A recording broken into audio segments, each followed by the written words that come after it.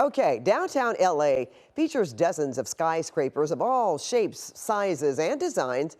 And in tonight's Look at This, SkyCal's Desmond Shaw is over a concrete tower that's been in a sort of limbo for several decades now.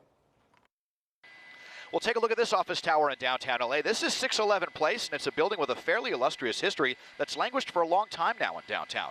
At just over 600 feet tall, it was actually the tallest building in all of Los Angeles when it opened in 1969. The title it held for a few years until City National Plaza opened a few blocks west. It was designed by one of the most productive and respected architects of the 1960s and 70s, William Pereira. He's remembered as one of the most prodigious designers of modernist buildings all across the country, some would say for better or worse. This 42-story concrete-clad tower features a lot of Pereira's architectural trademarks like cleft vertical columns and grid-patterned windows. It was commissioned for Crocker Citizens Bank, and it would be their Southern California headquarters until 1983. They moved to nearby Wells Fargo Center, which we've looked at before, and then became a part of that bank. AT&T was the next big company to call this tower home, and it was known as AT&T Center until they moved about a mile south to a larger building. Sadly, it's been almost entirely empty for the better part of 20 years.